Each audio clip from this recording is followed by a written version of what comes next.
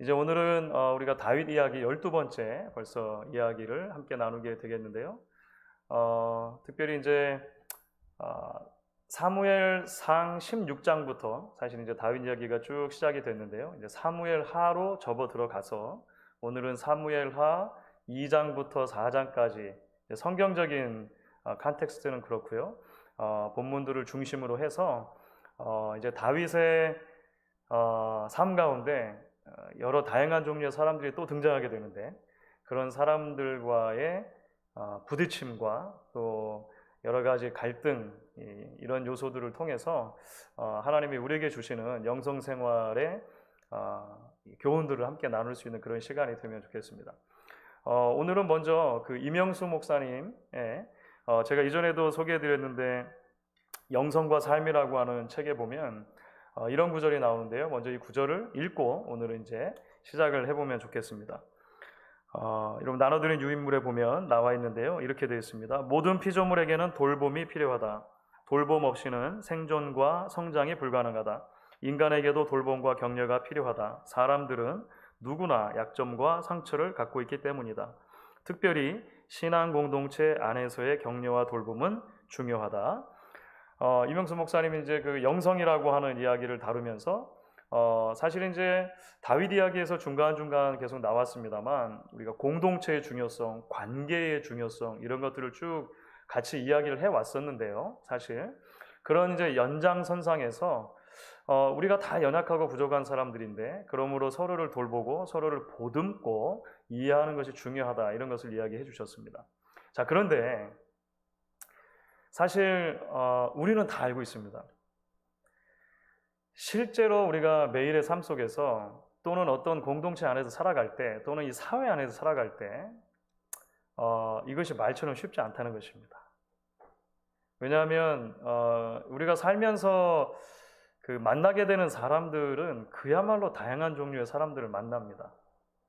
그리고 어떤 경우에는 특정한 사람들을 만나서 관계를 맺고 지내는 것이 나의 인생에 있어서 하등에 도움이 되지 않고 오히려 나를 힘들게 만들고 마치 인생의 돌뿌리와 같다라고 생각되는 경우도 적지 않기 때문에 그렇습니다. 이것은 이제 우리가 살면서 우리 인생 가운데서도 이제 그런 것을 느끼고 신앙 공동체 안에서 느낍니다. 우리 인생 가운데 예를 들어서 그런 거죠. 야, 내가 정말 살면서 저 사람만 안 만났으면 그래도 지금 훨씬 괜찮을 텐데 라고 생각되는 그런 경우들 있잖아요. 뭐 그 과거를 돌아보든 현재를 반추해보든 마찬가지일 것 같습니다. 신앙생활 하는 경우도 마찬가지죠. 와, 내가 저 사람만 없으면 교회 다니기가 훨씬 편할 텐데. 심지어 이민사회, 이민교회 문화 안에는 실제로 이제 그런 일들이 비일비재하게 등장합니다. 교회를 다니시다가 이제 어느 교회를 방문했는데 마음 먹고 이 교회를 다녀볼까 이제 했는데 모르고 있었는데 사실 사회생활하면서 조금 불편한 관계에 있었던 분이 이 교회 다니고 있는 거예요. 저기 보니까 계시는 거죠. 얼른 마음을 바꾸는 거죠. 저 사람은 없으면 괜찮을 텐데 안 되겠다 해서 또 다른 신앙 공동체를 찾아본다든지 이런 경우들이 사실 비일비재하게 사실은 이제 있는 것이죠. 다윈 이야기에서 유진 피터슨 목사님은 이런 이제 우리가 만나는 여러 다양한 사람들 중에서 조금 더 극단적인 사람들, 그 사람들을 묘사하는 용어를 한마디로 어리석음이라고 일단 이제 크게 표현하는 것입니다. foolishness. 근데 이제 어리석음 안에 사실은 여러 가지 조금 더 단순하게 조금 이 바보스럽다는 의미를 넘어서서 때로는 이것이 아주 악한 모습으로 나타나기도 하고 아주 교묘하게 나를 계속해서 괴롭히는 모습으로 나타나기도 하고 그렇습니다.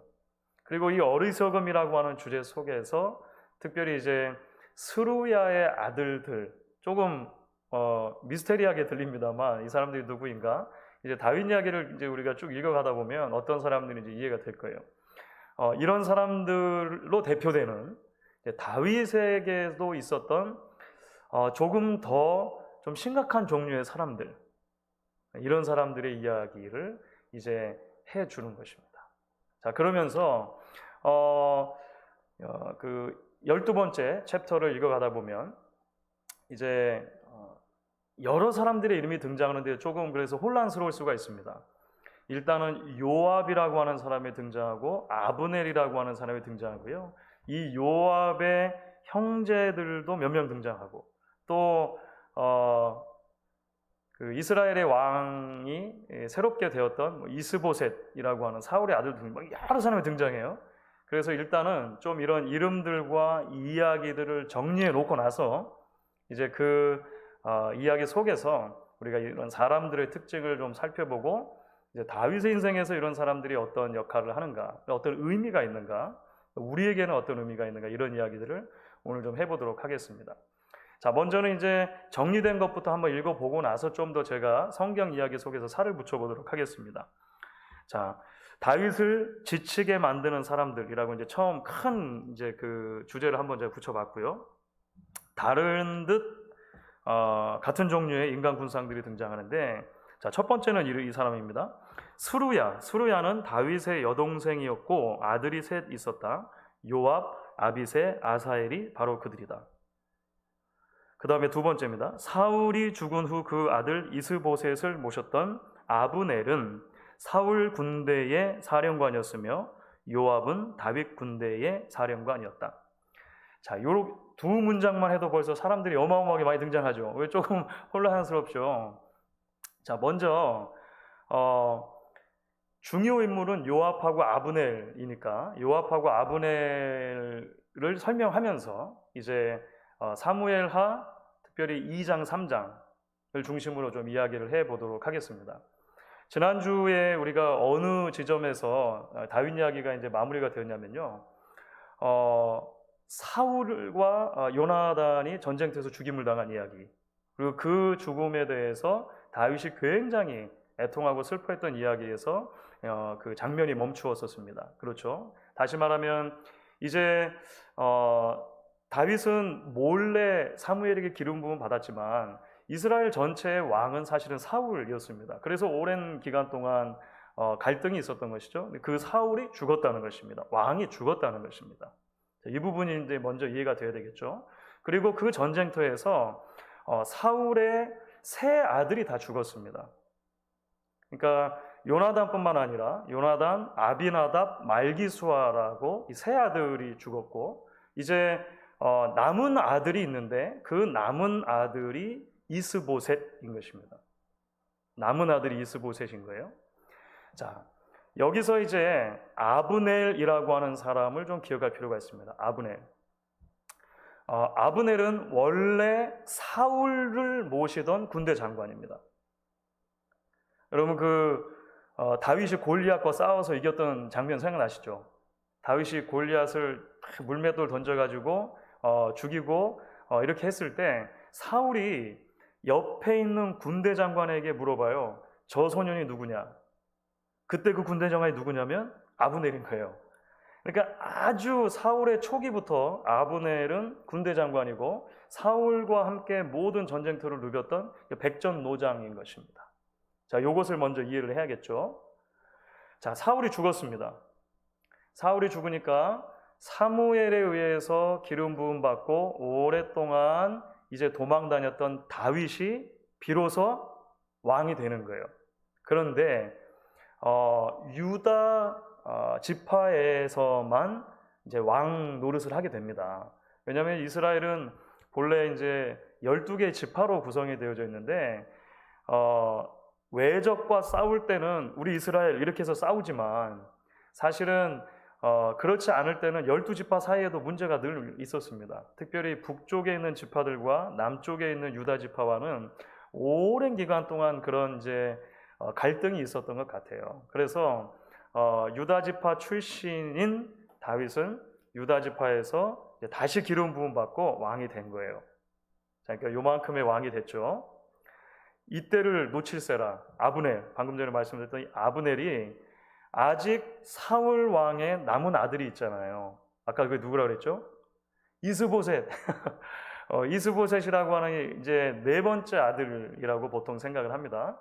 이 네 번째 아들이 있으니까 이 백전노장인 아브넬이 이스보셋을 북쪽 지파들의 왕으로 딱 세워버린 거예요. 다윗을 피해서 도망간 거죠. 그래서 우리는 이스보셋을 왕으로 한다. 근데 벌써 아브넬은 백전노장이고 이스보셋은 아브넬보다는 훨씬 젊을 것이니까, 그렇죠. 사실 이제 아들뻘 되는 사람이죠.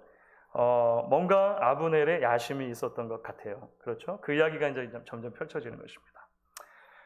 다윗에게도 군대 장관이 있습니다. 자, 사울 시대에 아브넬이 군대 장관이었고 사울이 죽고 나서 이스보셋을 옹립해서 왕으로 세우고 계속 군대 장관으로 있는 거예요. 이 상황을 이해를 하시고, 다윗에게도 군대 장관이 있는데 그 사람이 바로 요압입니다. 요압은 아까 우리가 읽은 것처럼 다윗의 누이 중에, 다윗의 시스터 중에 수루야라고 하는 시스터가 있었는데 그 아들들 중에 하나인 거예요. 첫 아들인 거예요. 그러니까 다윗으로 치면은 조카뻘이 되는 것이죠. 그렇죠? 근데 이 요압은 굉장히 다혈질이고 용맹하고 막 그런 사람이었습니다. 그래서 이제 사무엘 하 2장 그리고 이제 3장 이렇게 보시면 계속해서 이 사람들이 만들어내는 갈등의 이야기가 등장을 하는 거예요.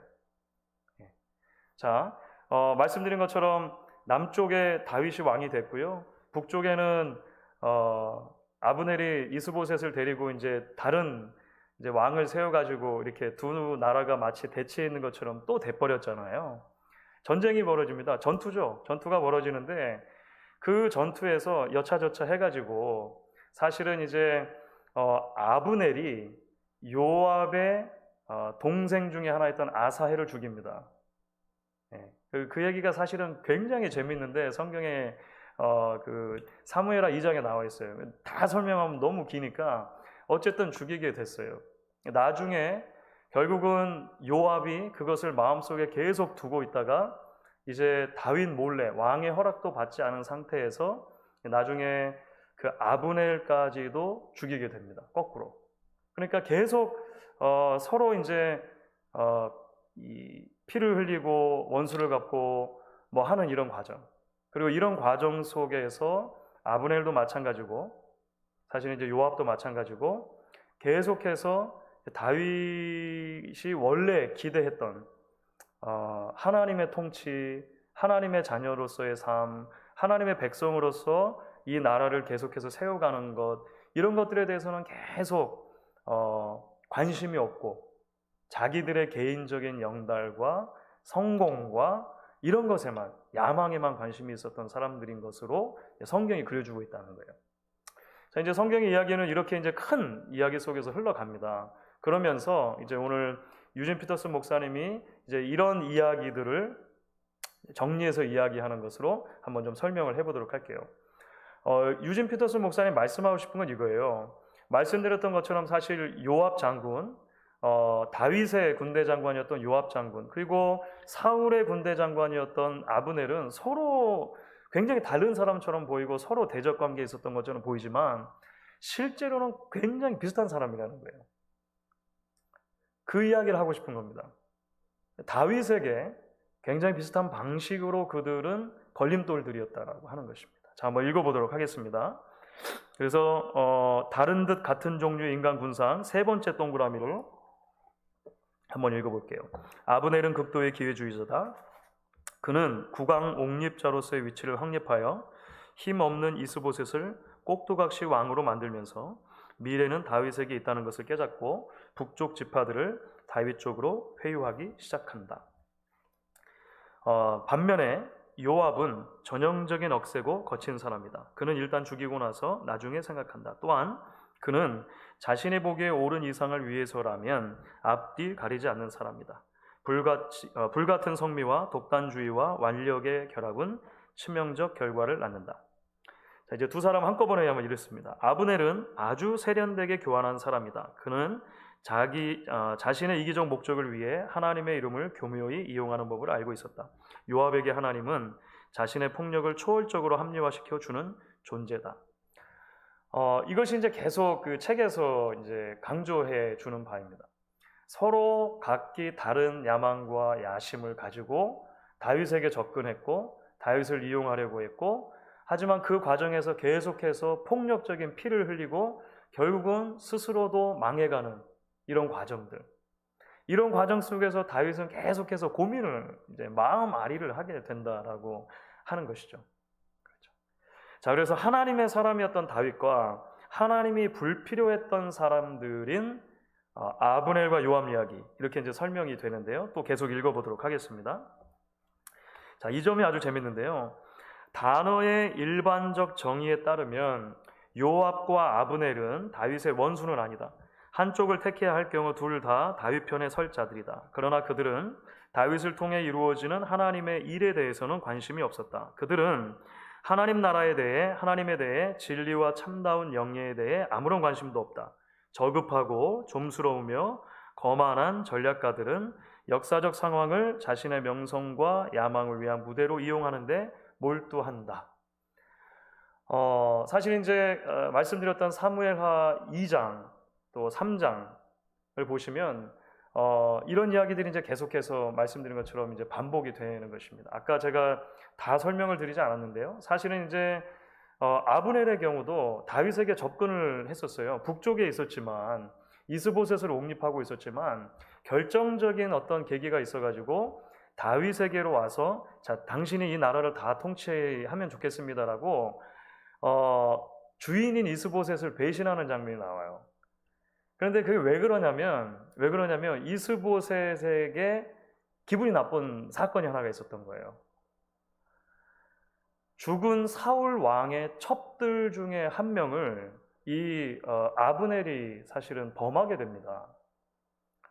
그 문제를 가지고 이스보셋이 문제를 제기한 거예요. 어떻게 우리 아버지의 첩을 건드릴 수 있느냐? 당신은 그냥 군대 장관인데. 그때 성경에 보면 아마 성경에 기록된 욕 중에 제일 큰 욕 중에 하나일 거예요. 예수님이 하신 욕이 물론 제일 심하고, 독사의 자식들아. 구약 성경에 아마 가장 심한 욕 가운데 하나일 건데, 그 아브넬이 이스보셋 앞에서 그렇게 화를 냅니다. 내가 이스라엘의 개 머리냐? 내가 그렇게 보잘것없는 사람이냐? 나이 많은 아브넬이 그렇게 화를 내요. 그리고 나서 결국은 이스보셋을 배신하고 다윗에게 접근하는 장면이 나오는 거예요. 다윗에게 가서 이제 우리 나라를 내가 바칠 테니까 당신이 다 다스려 주십시오. 이런 와중에서 이제 요압이 그 아브넬을 죽이게 되고, 그 동생 아사엘 문제 때문에 이제 다윗이 계속해서 어려워하고, 이런 이제 이야기가 있는 것이죠. 말씀드렸던 것처럼 두 사람 다, 아브넬이나 요압이나 자기들의 나름대로의 야망을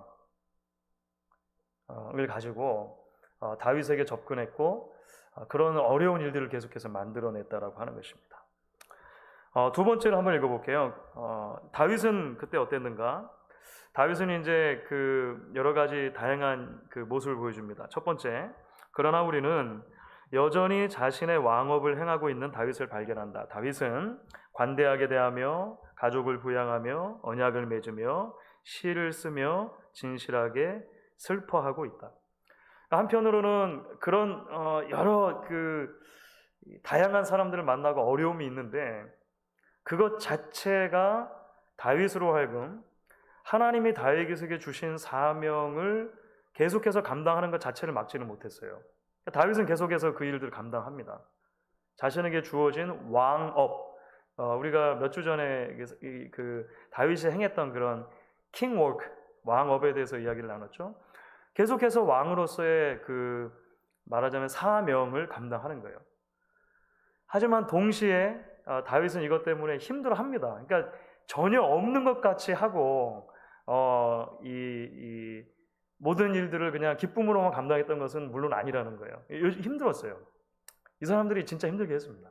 자, 그래서 보면 그 이제 사무엘하 3장 39절에 훨씬 이제 극적으로 나타나는데요. 나중에 이제 아브넬이 죽은 다음에 이렇게 되는 겁니다. 읽어볼게요. 동시에 요압과 아비새가 아브넬을 살해하자 다윗은 목 놓아 울며 말했다.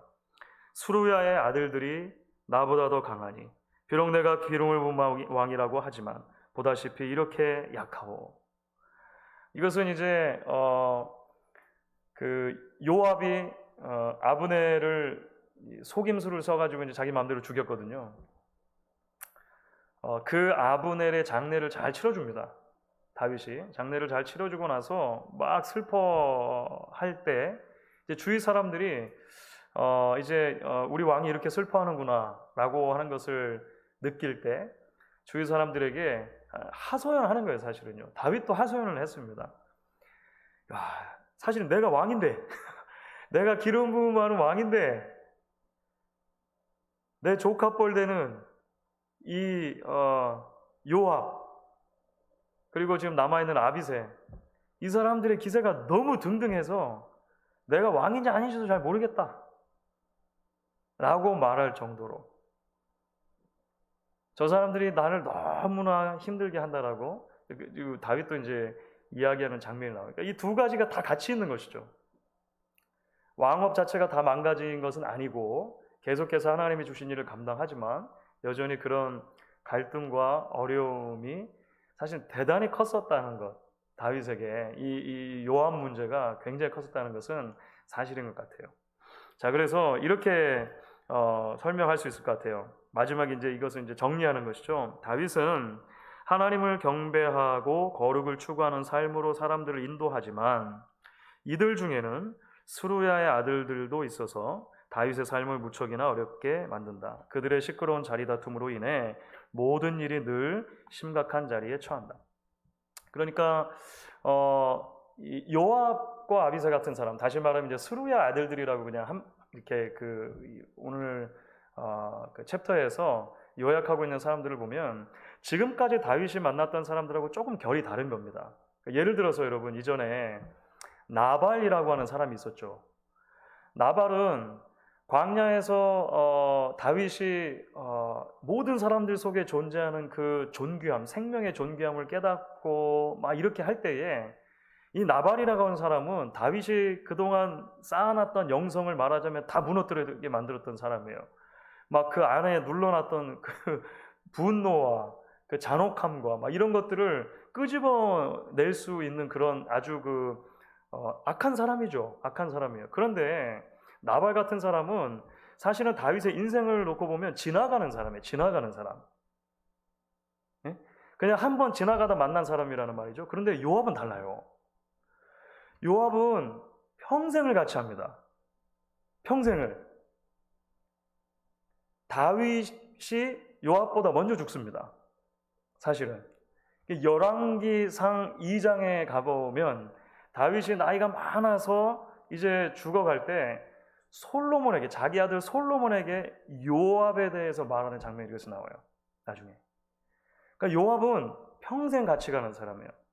평생 가시와 같은 사람. 평생 옆구리에 thorn 같은 것이죠. 자, 그러면 우리는 이제 이런 질문을 던져봐야 되는 것입니다. 우리의 삶에 있어서 또는 우리의 신앙생활에 있어서 이런 종류의 사람들을 만날 때 또는 이런 사람들의 존재 자체에 대해서 우리가 어떻게 바라보고 어떻게 신앙의 관점으로 이것을 해석해 갈 것인가, 그리고 우리에게 적용할 것인가의 문제를 생각하지 않을 수 없을 거예요. 그렇죠? 자, 그것이 사실은 이제 오늘 말씀의 가장 중요한 내용이 될 것입니다. 복음 이야기 안에서 우리가 스루야의 아들들 이야기를 어떻게 이해하고 바라볼 수 있느냐라고 하는 것입니다. 아마 첫 번째는 이렇게 정리할 수 있을 것 같아요. 스루야의 아들들이 존재하는 것 자체가 복음 이야기 일부라고 하는 것입니다. 이것을 이제 유진 피터슨 목사님이 힘주어서 강조해요. 여러분들 아마 책을 읽어보신 분들이 있다면 사실 이 챕터에서는 유진 피터슨 목사님이 이 스루야 아들들 또는 아브넬의 악함에 대해서 이전의 다른 챕터들과는 비교할 수 없을 정도로 많이 이야기합니다. 그러니까 이 사람들이 진짜 문제가 있다는 것을 많이 이야기해요. 많이. 하지만 이 점을 다시 강조하는 거예요. 복음 이야기 안에 있다라고 하는 점. 자, 한번 읽어보도록 하겠습니다. 우리가 우리의 삶을 하나의 복음 이야기로 본다면 그 안에 스루야의 아들들이 없는 장소나 모임은 존재하지 않는다. 역사 이래로 좋은 소식은 바로 이러한 환경 속에서 태어났다는 사실을 기억하라. 수루야의 아들들도 하나님의 섭리 속에 포함되어 있으며 그들이 아무리 우리의 신앙생활을 어렵게 만든다 할지라도 결코 우리의 신앙을 파괴할 수는 없다. 계속 읽겠습니다.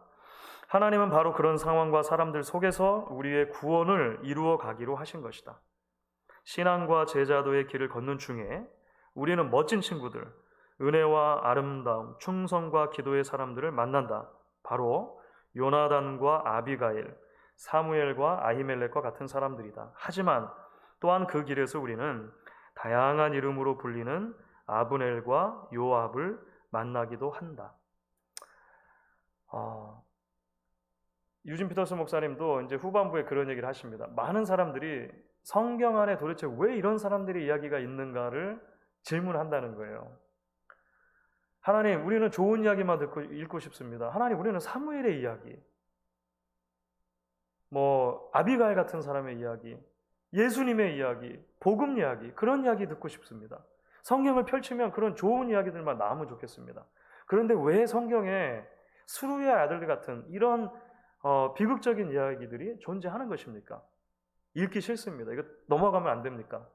이렇게 말할 수 있다는 거예요. 실제로 그렇죠. 말씀드렸던 것처럼 하나님, 왜 우리 신앙 공동체 안에는 나와 늘 대척점에 있는 사람들이 있습니까? 내 인생의 돌뿌리와 같은 사람들이 왜 있습니까? 이 세상에 나 같은 사람만 있으면 참 좋겠는데, 착하고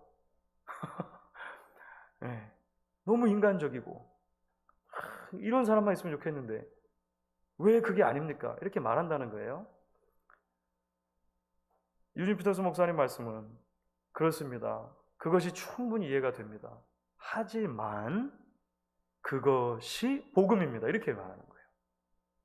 복음 이야기는 그런 모든 사람들 안에서 이루어지는 구원을 이야기하는 것이지, 그런 추함과 악함과 어리석음 너머에 어떤 진공의 공간에서 이루어지는 구원의 이야기가 아니라는 거예요. 철저하게 현실적인 하나님의 구원 이야기가 성경에 말하는 복음 이야기라는 것입니다. 그래서 보면 여러분, 그 예수님의 제자들도 마찬가지죠. 제가 몇 번 그 얘기를 드렸잖아요. 그런데 여러분, 이 수루야의 아들들과 아주 비슷한 인물들이 예수님 제자들 중에도 있죠. 그 사람들도 happen to be 형제들이에요. 세베대의 아들들이라고 말하는 야고보와 요한. 야고보와 요한은 별명이 우레의 아들들. 저희는 이제 사도 요한 하면은 늘 사랑이 많고 여리여리하고 누군가에게 나쁜 소리도 못할 것 같고, 왜냐하면 늘 사랑에 대해서 강조하고 막 하니까요. 아니에요. 원래는 그렇지 않죠. 야고보, 요한 이 형제는요, 아마 다른 제자들에 비해서 훨씬 더 다혈질이었던 것 같아요. Sons of Thunder, 우레의 아들이라는 별명이 있었어요. 그리고 틈만 나면 예수님께 자꾸 가까이 가려고 그러죠. 가가지고 뭐라고 얘기하냐면, 예수님의 나라를 건립하실 때에 우리를 중요한 자리에 써주시면 대단히 감사하겠습니다. 이런 청탁을 자꾸 넣는 거예요. 비슷하죠. 사실 비슷하죠. 놀랍게도 복음이란 건 뭐냐면 그러한 상황 안에서 이루어지는 하나님의 구원과 하나님의 변화와 하나님의 능력 이야기라고 하는 거예요. 자, 그러면 우리가 조금 더 구체적으로 복음의 빛 안에서 수루야 아들들의 얘기를 어떻게 바라볼 것인가.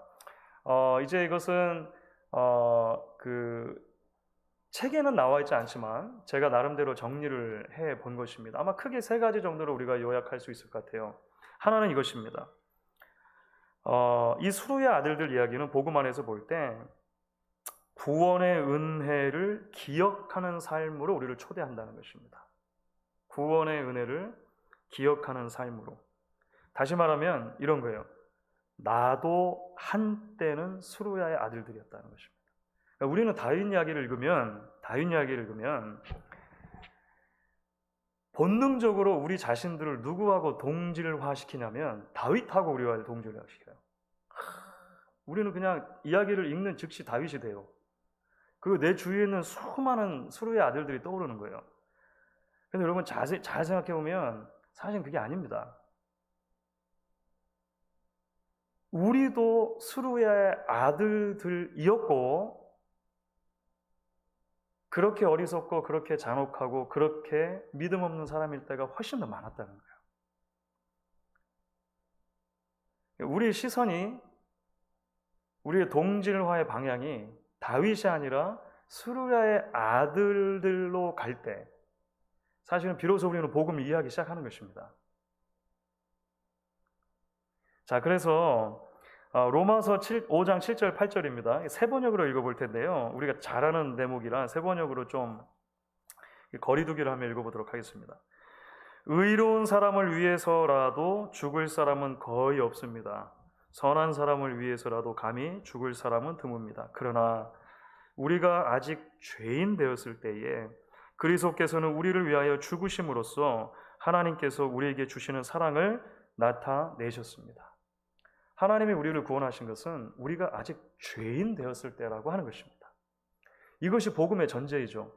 우리가 다윗처럼 너무 좋은 사람이어서, 우리가 늘 아비가일 같은 사람이라서, 우리가 늘 사무엘 같고 아히멜렉 같은 사람이라서가 아니라 우리가 여전히 수르야의 아들들 같은 사람들이었을 때라도 하나님의 은혜가 우리를 구원해 주셨다는 것입니다.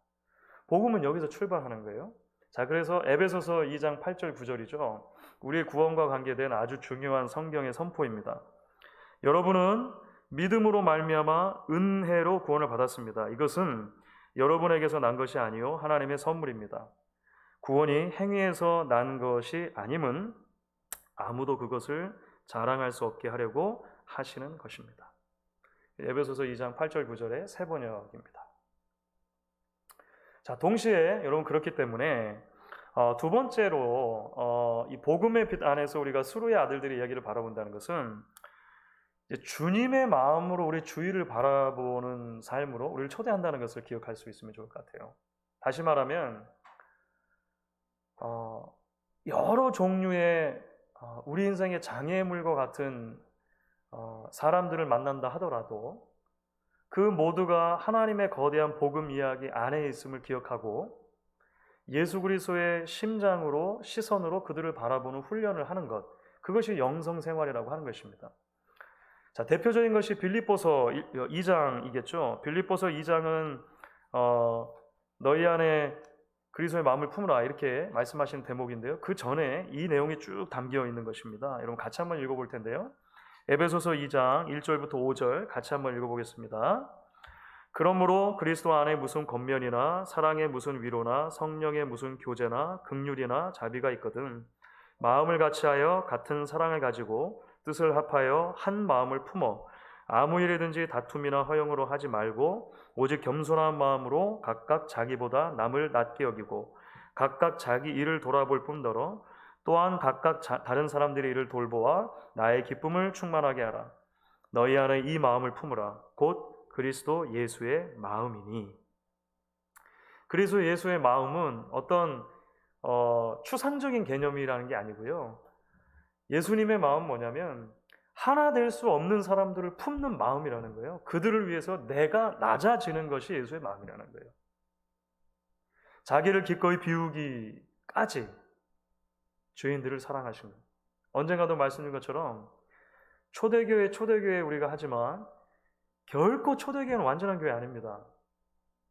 여러분들이 초대교회의 모습을 성경에서 그 민낯을 다 공부를 하고 나면 초대교회로 돌아가자는 말 절대 안 할 거예요. 왜냐하면 초대교회도 수많은 수르의 아들들이 있었기 때문입니다. 바울이 복음을 전하고 바울이 세운 교회들에도 어마어마한 문제들이 사실 있었다는 거예요. 쉽게 하나가 되었다면 계속 하나가 되라는 말을 할 필요가 없었겠죠. 바로 그 마음을 품으라고 이야기하는 것입니다. 골로새서에는 이렇게 말해요. 제가 읽어볼게요. 누가 누구에게 불만이 있거든 서로 용납하여 피차 용서하되 주께서 너희를 용서하신 것 같이 너희도 그리하고 이 모든 것 위에 사랑을 더하라. 이는 온전하게 매는 띠니라.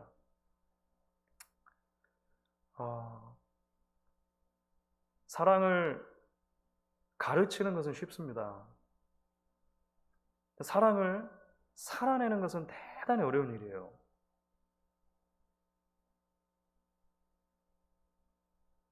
인종차별의 문제를 이야기하는 것은 오히려 쉬운 것일 수 있습니다.